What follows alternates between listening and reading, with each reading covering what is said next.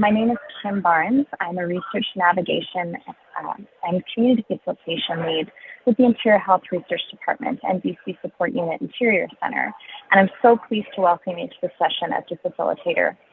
I'm joining you from the traditional, ancestral, and unceded lands of the Musqueam, Squamish, and Tsleil-Waututh Nations, who have stewarded these lands since time immemorial. Whenever I visit here, I am refreshed from the smell of the ocean mixed with the lush green landscape. The land here is truly beautiful, and I'm so grateful to be here today. So before we start, a little about the format. So each presentation is 30 minutes long with 15 minutes scheduled for the presentation itself, followed by 15 minutes Q&A. For sure, we'll make sure we have 10 minutes for Q&A. And I'll be monitoring the time closely. So as we come closer to the time, I'll let speakers know, and I'll let the audience know. So I'll let the speakers know when they're closing in at the end of that 15, 20 minute time slot presentation, and then the audience know for the 10 minutes Q&A. So and thank you in advance to everyone for supporting our timekeeping. That was stressed to me as a very important thing to make sure we have equity between the two, so appreciate.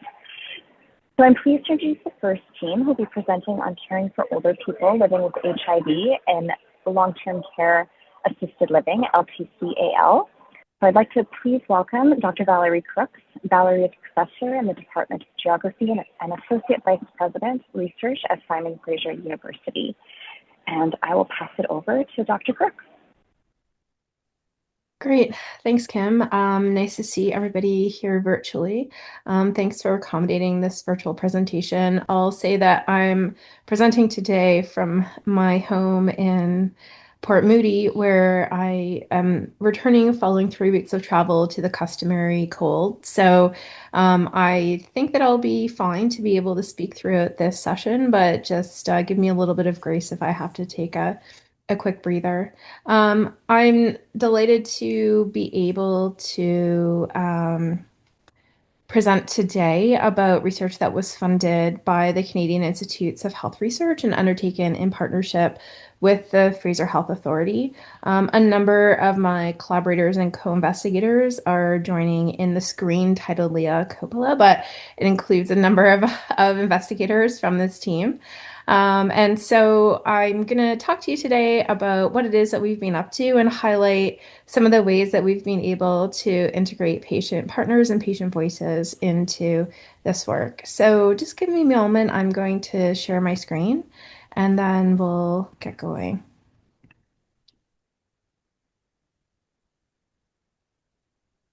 Okay, so hopefully now you're able to see a slide on the screen. Perfect. So as I noted, this research has been undertaken in partnership with Fraser Health's Long-Term Care and Assisted Living Research Group and has been funded by the Canadian Institutes of Health Research. And it has been an exploratory project, really looking at a particular context that we think is important, but has received kind of little consideration and little thought to date. And this is acknowledging the fact that not only do we have growing numbers of people who are being diagnosed with HIV later in life, but also we have people who are living longer into their later adult years who are HIV positive, who have been living and managing with the condition for years, if not decades of their life. And from a health system perspective, what this does is it brings a new population group into the context of long-term care in particular. So we wanted to, as a group, take a step back and work from the perspective that we anticipate seeing an increasing number of people who are HIV positive coming into the long-term care sector. And are there things that we can do to support those care transitions and to ready the sector, ready the care home, ready the social environment for the inclusion and integration of this group that actually has had very little involvement in terms of reaching into the long-term care sector prior to sort of current or recent years. So there are a few pieces that have supported us looking at this within the Fraser Health Authority area, not just because that's where our collaborators are based, but also because in relation to what we see around the population in British Columbia, we see growing numbers of older people who are HIV positive actually moving out of the Vancouver area and into the Fraser Health area in search of affordable living. And so sometimes coming into the region very late in life. Also, as I mentioned a few moments ago, there has been sort of a lack of consideration of aging with HIV positivity, and specifically where that aging intersects with health system resources, including in relation to long-term care and assisted living. And then finally, just acknowledging the fact that oftentimes groups that we overlook or that we don't think about can have experiences that are rendered silent or invisible, and that can lead to stigmatizing experiences, and that can also lead to a lack of consideration in relation to how we best support these transitions. So what I'm going to do now is put up a slide. It's probably going to grab your attention because it's very colorful. And it's going to synthesize what it is that we've done with this project and also what our findings look like.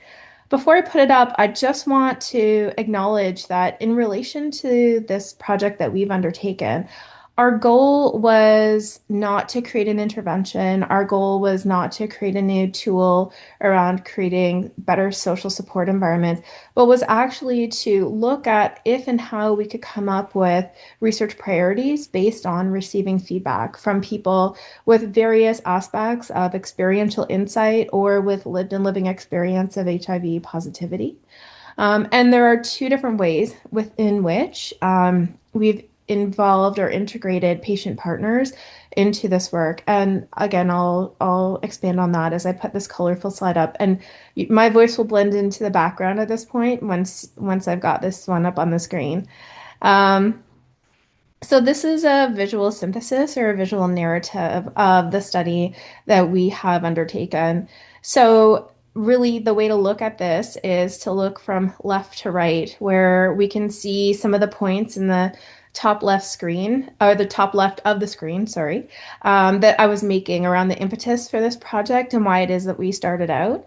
And so we ultimately consulted or worked with or had one-on-one interviews or group conversations with 59 people from 6 different groups. And I'll share with you what these groups are. They're embedded in this diagram. So again, I'm going to sort of talk my way through how to understand this project and the synthesis.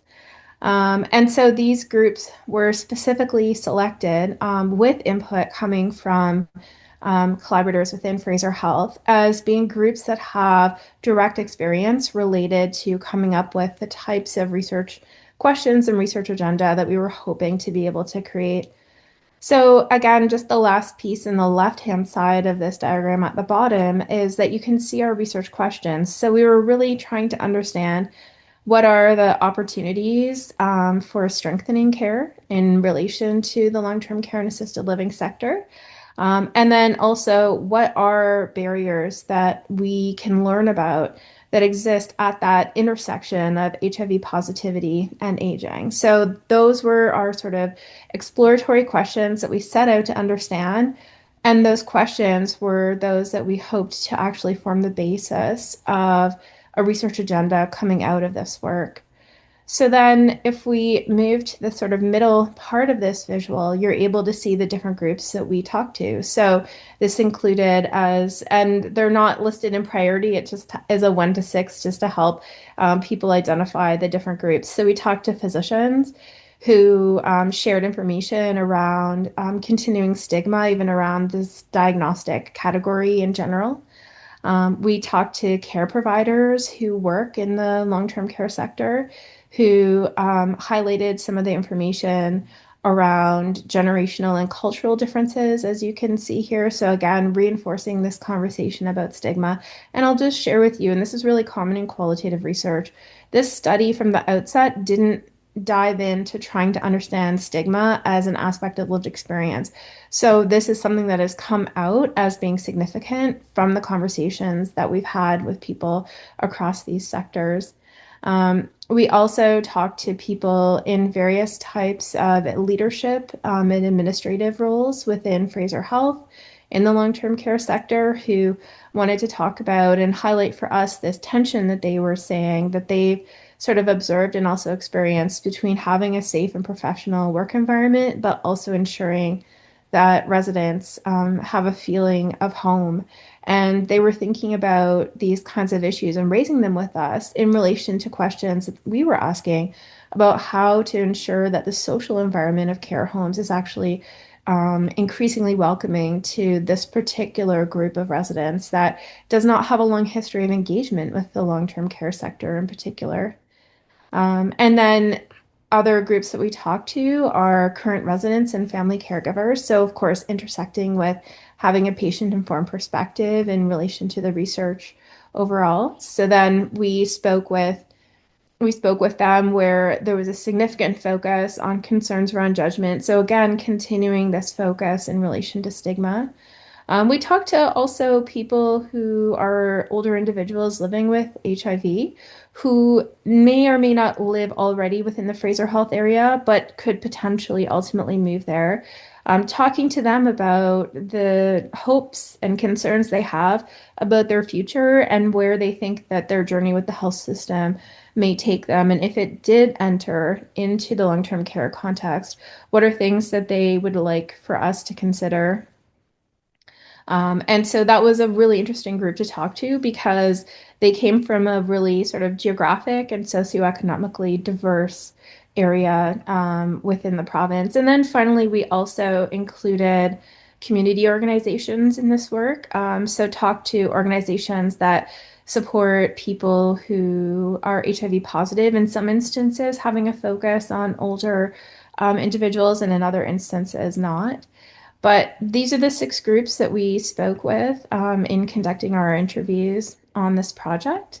And then you can see if you move in the diagram to the right-hand side of it, you can get a sense of some of the sort of major priorities that came out in relation to what it was that people focused on in the interviews themselves. So I just wanted to acknowledge the time and the fact that it's intended for me to cap this at around 15 minutes. So I wanted to also share with you where it is that we had engagement with patient partners in the practice of this research overall. And so there are 2 main points. One is that we had peer navigators who were supporting us in finding interview participants, especially in that 5th group that I mentioned in terms of older people who are living with HIV, as well as identifying for us community organizations that they felt would be really important in terms of giving voice in this project. And so there were a small group of peer navigators who are HIV positive who supported us, where we were able to provide them with honoraria, meet with them, listen to their suggestions, and at some instances have them help and support with outreach. The second place that there's been engagement heavily throughout is that Fraser Health's long-term care and assisted living research group as a whole has a patient partners group.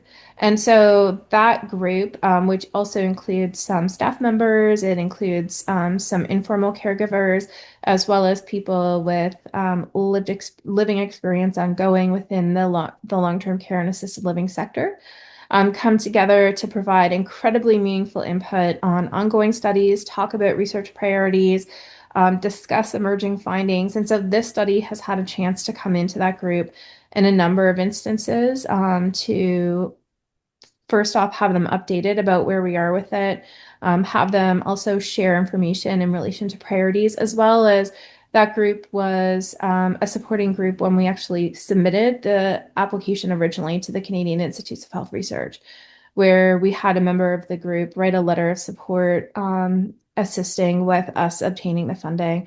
So those are the 2 places where we've had involvement of patient partners heavily, in addition to the fact that, as you can see from the 6 groups of focus in this data collection, that we've included older people living with HIV who are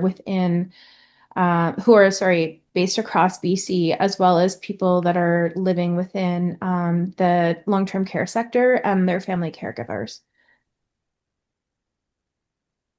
So again, just to sort of keep things going and on time, I want to stop here so that we have a chance to open it up for conversation and questions. So I'm going to stop my screen share here.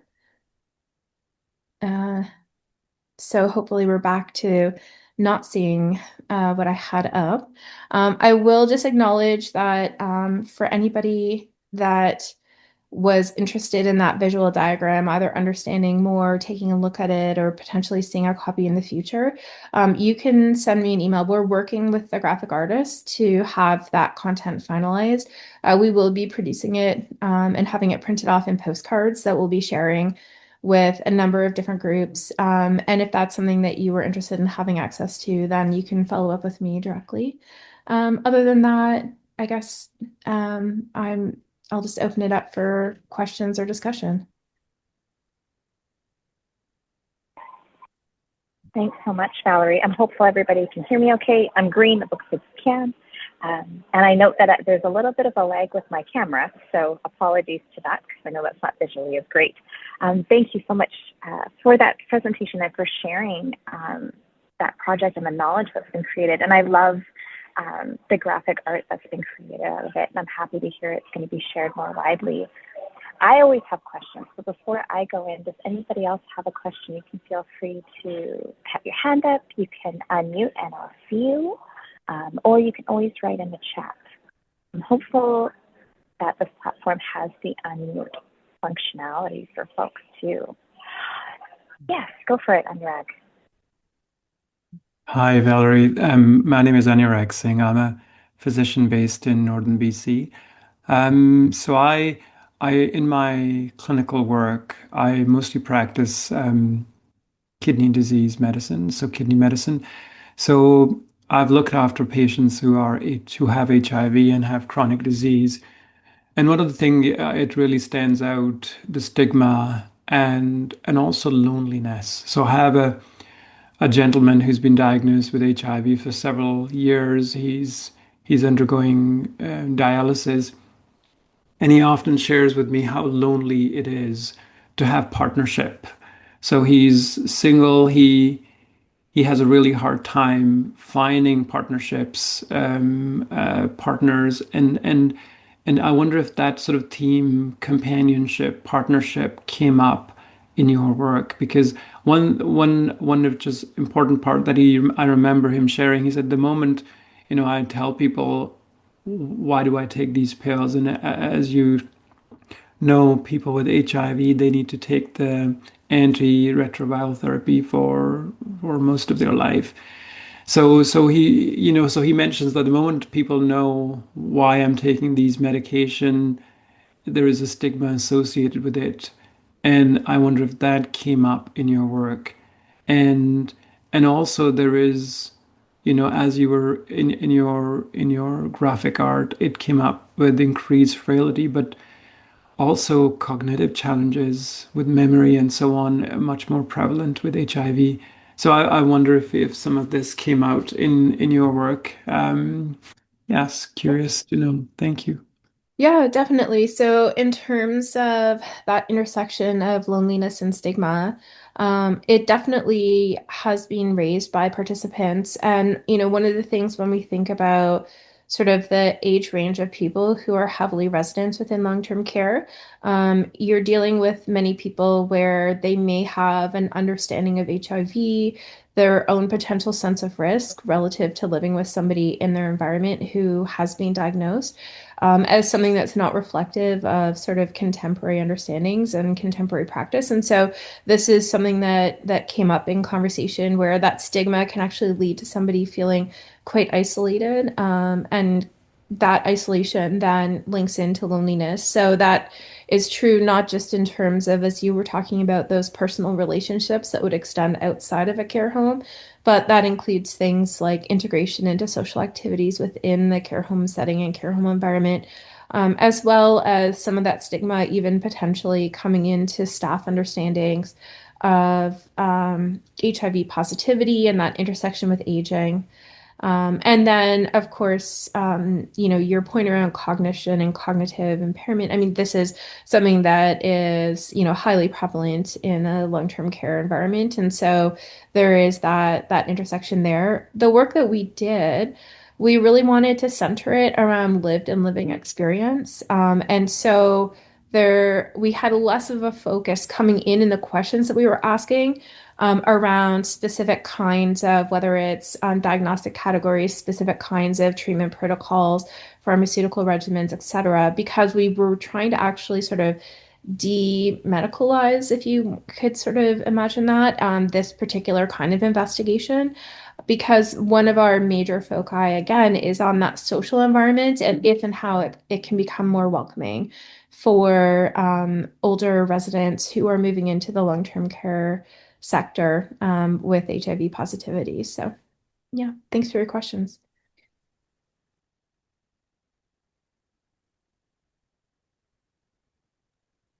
I am not seeing our facilitator on the screen right now. Any other questions? Can I ask another question? Did you identify any gaps in the long-term care staff understanding? Because having or caring for seniors with HIV, mostly a minority in long-term care facilities, could Mhm. be could be leading to the stigma that you've Yeah. talked about. Did that come out at all? It did come out in some of the interviews. Mhm. You're dealing with, of course, a very significant range of staffing roles. People who have very different types of educational and training backgrounds in order to move into those roles, as well as, people that are coming from different cultural contexts and sometimes also from different international contexts within which their training occurred. And so all of those factors sort of come together to create sometimes differences that are useful and in other times differences that are challenging in relation to how a particular type of lived experience or a particular diagnostic category is understood in that long-term care environment. And so it absolutely did come up in relation to the conversations that we had.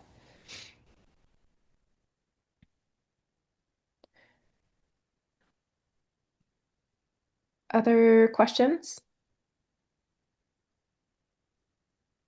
I think the facilitator is in the room with us and their laptop has just died. So I think they're just figuring out how to get back on. So Yeah. bear with Hi, them. can you hear me okay? Yep. Wonderful. Okay, I just don't have a camera, but I am on my phone. Thank you to those that are in the room. I heard you just say that the laptop died, and yes, apologies. Yeah. Okay. Does anybody else have a question for Valorie before, as I say, I do have questions too, but if anybody else has questions, I'd be happy to facilitate those over.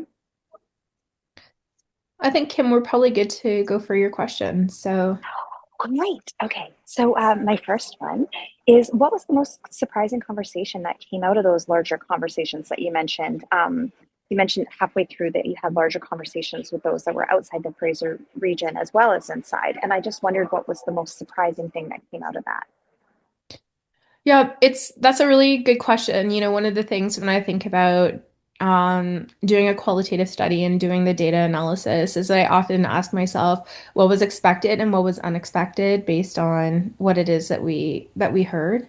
I'd say that a lot of what was shared with us was information or insight that would be sort of heavily expected, if you would want to say that, in terms of people's hopes and concerns for the future. I would say that one of the things that was unexpected in relation to the conversations we had with older people who are living with HIV across British Columbia is that just in relation to study design, when we originally designed the study, we wanted to talk only to people who were already living within the Fraser Health area. And then we broadened it out, and this included feedback coming to us from the peer navigators that were helping us with data collection, where they were acknowledging the fact that many people recognize the potential for mobility at later stages in life, including to support health service or health system access. And so the fact that in the end, we actually had conversations with people living throughout the province who were reflecting on the potential that they might actually relocate into the Fraser Health area for intersection with care services. That in itself was something that was unexpected, not part of our design, but ultimately where our engagement and listening to our collaborators and listening to our peer navigators took us. Yes, and thank you. And I had that actually as well, that you had mentioned the peer navigators supporting with outreach. And I wondered if the effectiveness level of the peer navigators was exponentially higher, or if you actually searched out that data, or if it was just a feeling that you had seen. Because I've seen that in other projects that I've supported where peer navigators actually are exponentially more effective because of the reach that they hold. So yeah, so any thoughts on that? Yes, I think that, I mean, obviously there's a huge amount of value in working with peer navigators as well as the patient partners group that I was mentioning within Fraser Health, where, bringing our studies into that environment and listening to people in terms of what they're thinking around priorities and how they would shape a study has been very, very useful. And yes, I would say that the course of this study would look very different if we either had a different group of peer navigators supporting us or we didn't have peer navigators at all.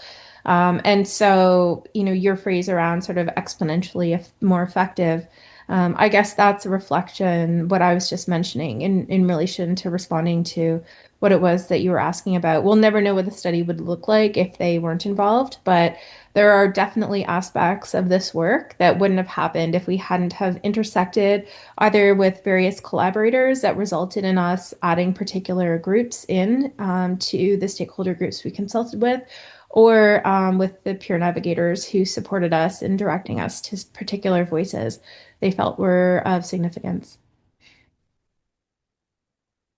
And you can't see, but I'm nodding excitedly.